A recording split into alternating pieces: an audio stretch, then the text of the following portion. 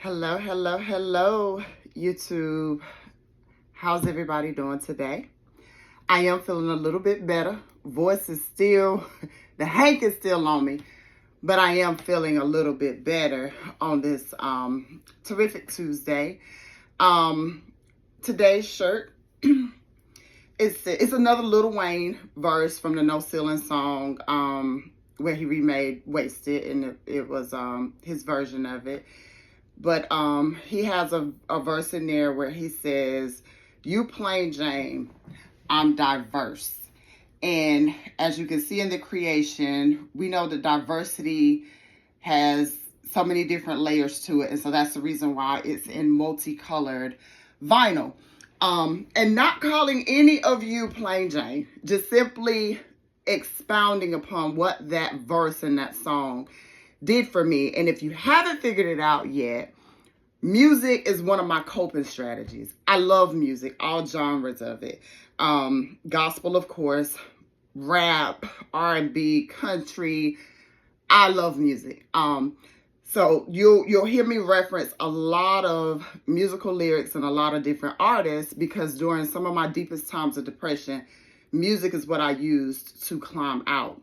Also, please forgive me because yesterday I did forget to ask you all to please like, subscribe, share, comment, and let's make Real Talk Therapy available globally. Let's make this thing happen because I can't do it without your support. And you know, if any of these messages touch you, I'm pretty sure you know someone else that could use what we're talking about here. And so today we're going to be doing Try It or focusing on Try It Tuesday. And in Try It Tuesday, today I want you to try to start thinking of things from the way you think and not from the way others try to program you to think or try to make you think. There's always someone trying to say, you know, you should do this way, or you need to do this that way. And a lot of times those people giving that advice, once again, some of them may have done what they're advising you to do, but a lot of times the advice comes from someone who has never even done what you're venturing out to do. So always consider your source. Always consider who's trying to tell you what to do and how to do it. Look at that individual and see what they're doing and how they may have done it, because what worked for them may not necessarily work for you. And so as I started thinking on the topic and where I would go with this today on this Try It Tuesday, I was reminded of a mentor.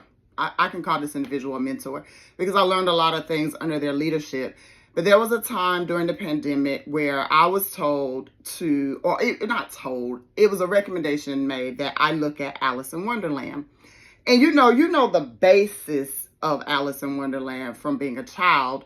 But at that time, I couldn't even remember all of the basis of it. So during the pandemic, when we had nothing to do and all of us had to learn how to live in a pandemic, so every person that was alive during the COVID-19 wave and managed to ride it out and live, and some people are still living and still not sure how to ride it out. But from a clinical standpoint, every individual could have and should have been diagnosed with an adjustment disorder because we had to learn how to adjust to life during those times. And so I'll talk about that on another session because I have a really, really good spiel and session for that and the things that me and my family did for others during the pandemic when, you know, we were seeking to be a help to other people. But anyway, I'm going to stay focused, and that's why we're talking about Alice. So we know in Alice in Wonderland, the story starts out with Alice sitting on this plush land. She's being read a story by what I'm going to say is a nanny. I'm not really sure. But the background, you have this nice house up on the hill. Everything is just gorgeous right there in Alice's world. It seems that nothing could go wrong. And the nanny notices that Alice is not listening to the story. So the nanny pauses and she says, "Hey, Alice, you know what's going on? I'm reading you the story and you're not paying me any attention." So Alice immediately says, what's the point of reading a book that has no pictures? In my world, all the books are going to have pictures. I don't want to listen to a book. I want to look at the pictures. And in that moment, Alice's personality and her mindset is being shaped. Now, as a child, you would never catch this because you're not looking for the analytical parts of cartoons. You're looking for the enjoyment. And as an adult, each one of us will perceive or receive some analytical stuff in different ways. So the individual that wanted me to watch it felt like I was constantly distracted. And they described it as, I'm all over the place. The people I were leading at the time was all over the place. And, even though now that I can sit here and say the end result always got met, and sometimes it got met above and beyond. But it could have gone so much easier if I had taken on Alice's mindset after she had fell down that rabbit hole. She falls asleep, she has this dream, and she's caught up by chasing this little white rabbit who has a clock, and he's late for something. And he's constantly, I gotta go. Now Alice wants to know, where is he going and what is he late for? Well, the first gamut of that is Alice didn't realize that whatever that rabbit had going on was going to cause her to be distracted from finding her way. Alice begins to talk about, before she goes down the rabbit hole, she says, in my world, the cats aren't going to meow. They're going to say, hey, Miss Alice, or the flowers are going to do this. And she had this grandiose idea of what she wanted her world to be like. And one of those sayings and cliches that we all have used in our adult life, and I'm trying to get away from using, is my thing is, or this is what, this is what I think, or I think, or we impose our thought process on others when they're sharing things with us. And in these conversations, we have to be able to listen as well as talk, because sometimes we give advice that's not even pertaining to what the individual is going through. And I know in my life's journey, I have people who have told me I've given them some really, really good advice. But in the end, I never thought to follow what I was giving out. Hence the cliche, practice what you preach. I would preach, but I wasn't practicing. And I don't know what the origin of all of this was, or what it meant to get here for me to finally start seeing these things the way that I see them. But I look at it a lot like Alice in Wonderland, because I have a way of how I want things to go, how I want people to react, how I think things should be. And if I'm performing at that level, I used to assume everybody around me would get it. And in my world, everything would be okay and everything would be fine. But the reality of that is, this is not my world. It's our world.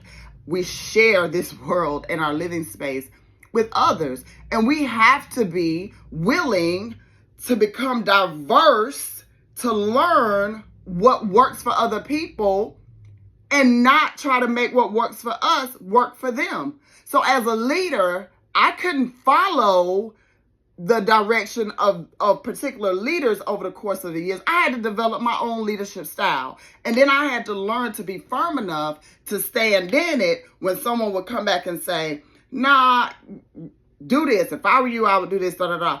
I was never bold enough to say, but you're not me. You don't think like me. You don't respond like me. You don't receive like me. And those are the conversations that we have to start having, because we are different. And if I'm able to voice what my frustrations are, then the individual that's listening to me would be able to help me sound it out. But you have to listen, and not just listen to respond to the parts that you don't like and the things that you want to change. We have to learn to listen to what the individual is saying so we can help them navigate through whatever uncharted waters they're in. Because once we're listening and we're putting ourselves in position to be there for someone, our opinion is no longer what's needed. What's needed is our support. What's needed is our help. So if you're paddling through uncharted waters and I'm on the boat with you, I shouldn't be kicked back saying, dang, you should paddle a little bit harder so you can get through this stuff. No, I need to grab a paddle and then I need to help you. But then in order to be able to help you, I got to see which way you're rowing the paddle. Because if I get in here and roll the paddle the way I want to, we ain't going to be going nowhere. We're just going to be splattering water around in the middle of these uncharted waters. But there are times when leaders have to learn to follow the lead of others. Let me do that again. Leaders need to learn to follow the lead of others.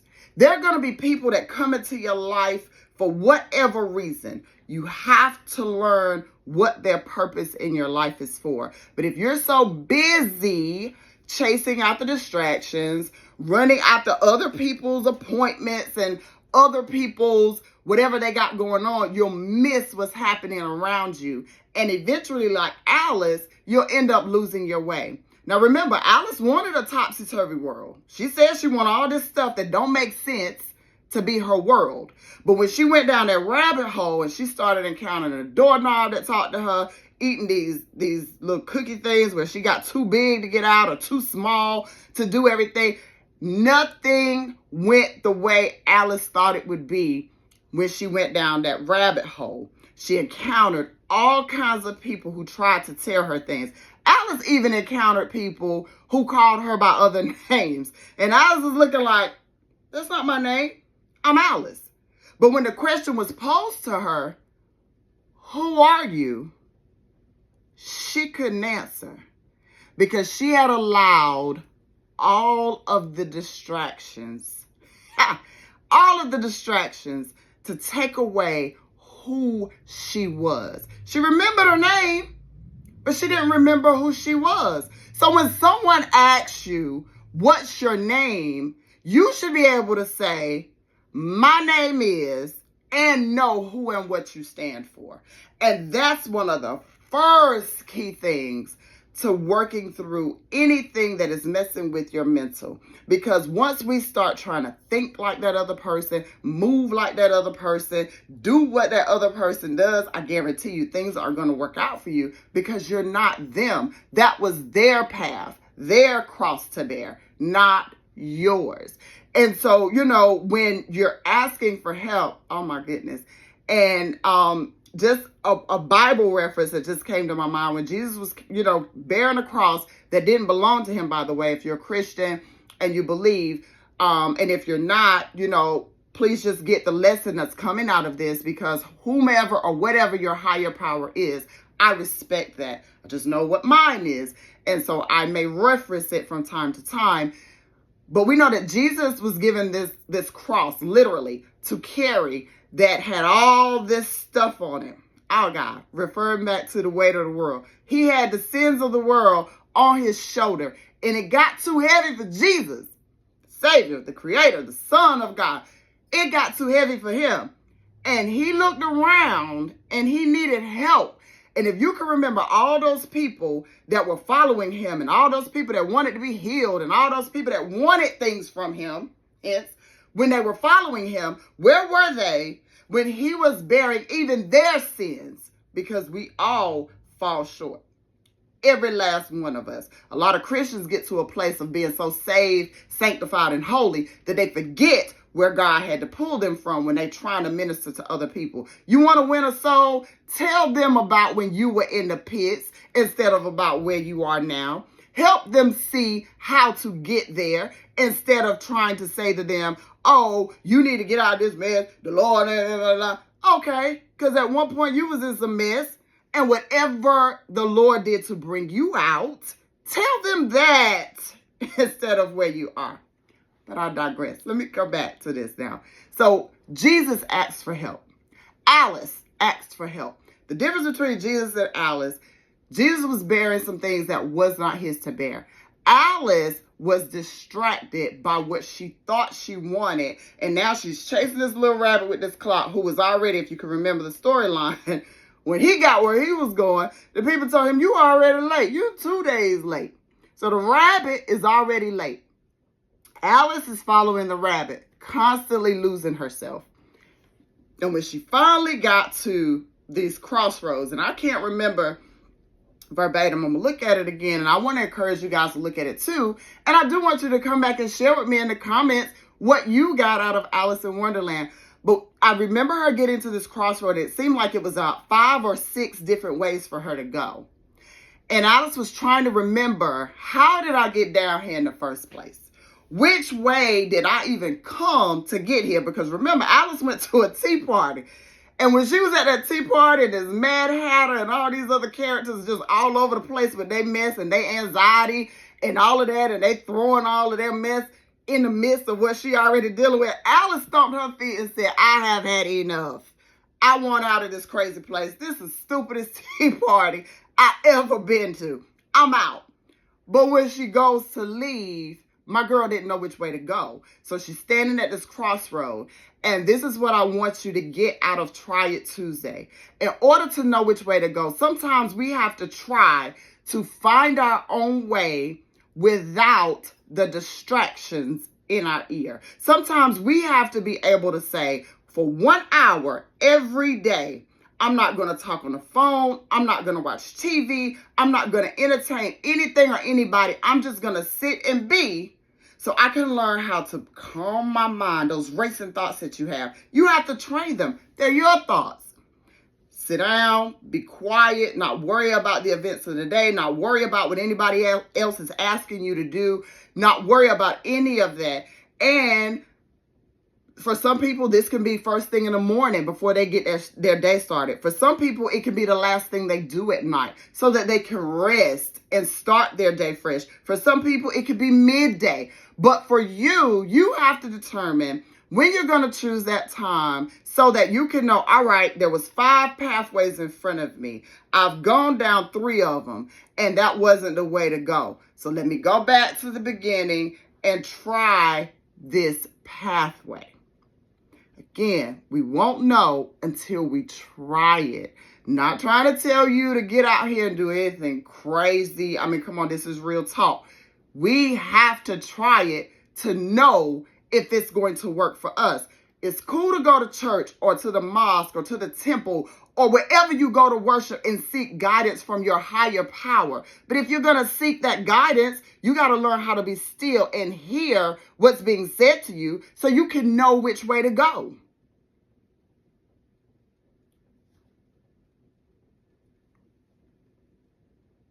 That one was for me. We got to learn to be still, be quiet, and listen to our higher power in order to truly know which way to go. If we constantly are up, running, going, can't sit still, can't do this, can't do that, and then at the end of the day, everything that you needed to do, should have done, needed to take care of for yourself, for your household, for your sanity, you've missed that because you've been all over the place. So distractions can be good too. There are good distractions because when we're sad, when we're thinking about the loss of a loved one, when we're reminded of the times of having someone with us, or when we're going through a breakup, a divorce, anything that causes us to have to feel a detachment, those can be really, really, really tough, sad, deep, depressing times. So in those times, I would say it's okay to have a distraction. But you can please feel free to say and do what it is that you want to do. But some distractions can be good, because if I'm sitting in this house and I am down in the dumps, I'm sad, I don't want to get up, I don't feel like being around nobody, I don't want to do any of those things. Sometimes an invite from a friend or a family member to either come out or come over, or hey, let's go ride here, let's get out. Those can be healthy distractions, but we have to learn what's healthy and what's not. We also have to know times that we could use a distraction and times when we need to pull back from a distraction. So, as I was referring to Alice way back when, I look at this now as a good thing, because if I had not fallen down some of the rabbit holes that I fell down, and if I had not chased some of these dead ends. If I had not tried, hey, try it Tuesday.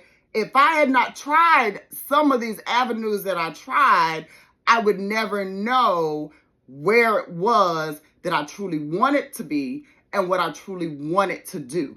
I would have never found that niche. And in finding this, I can think back on childhood things and think back on so many different things that reminds me of when I started wanting to help people and why it became purposeful for me.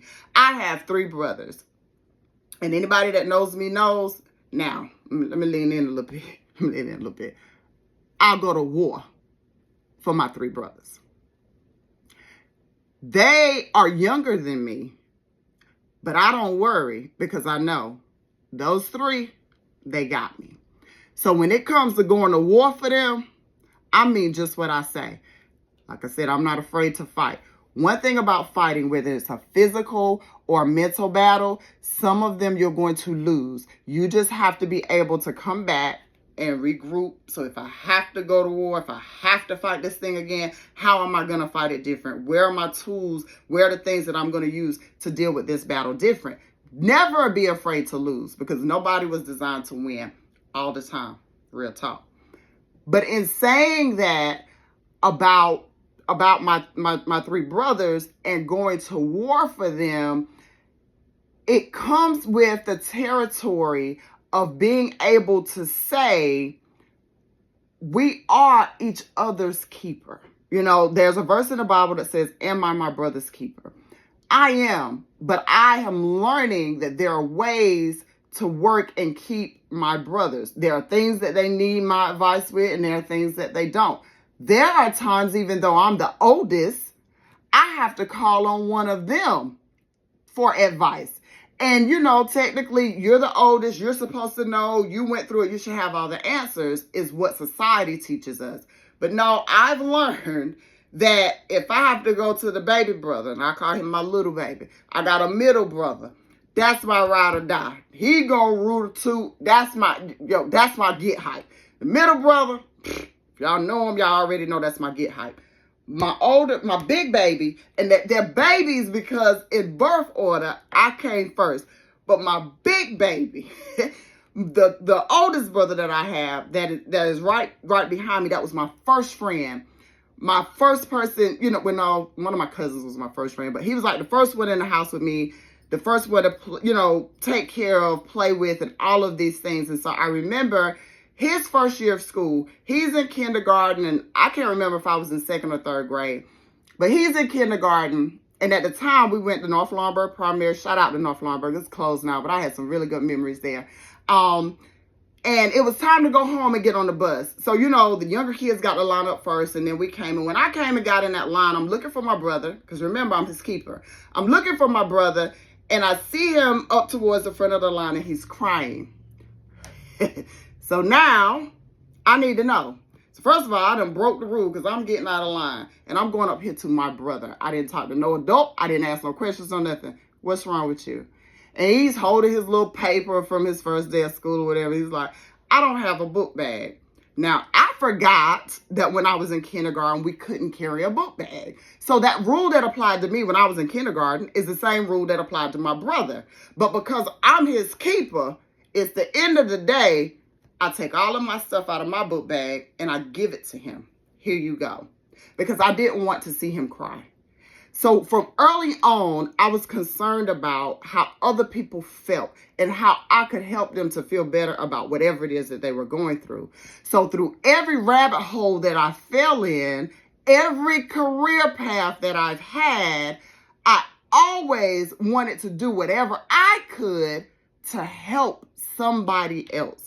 So hence the reason why I'm sitting here today using this platform. I want to help somebody make it on the other side like I did. And eventually we know Alice woke up and she made it home.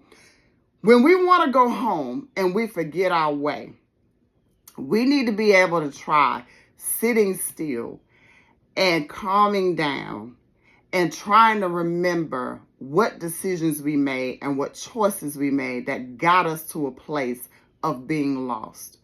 When we start doing that, you will be able to start remembering the course of action and remembering the way to go. And sometimes the way that we came is not the way that we're supposed to go back. Sometimes there's another way to get home because things have changed for you. Home has changed for you. Your outlook has changed. Remember, in the beginning, Alice wanted that topsy-turvy.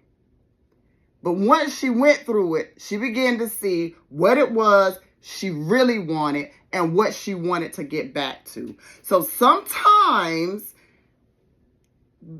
as we're going through the storms, we have to take a minute to remember, I'm in this storm right now and I'm going to come out. But when I come out, I'm not going to be the same way I was when I came in this. So being a born leader, being naturally equipped to do those things that I need and or was purposed to do requires me to encounter some distractions. Now, how long I stay distracted was completely up to me.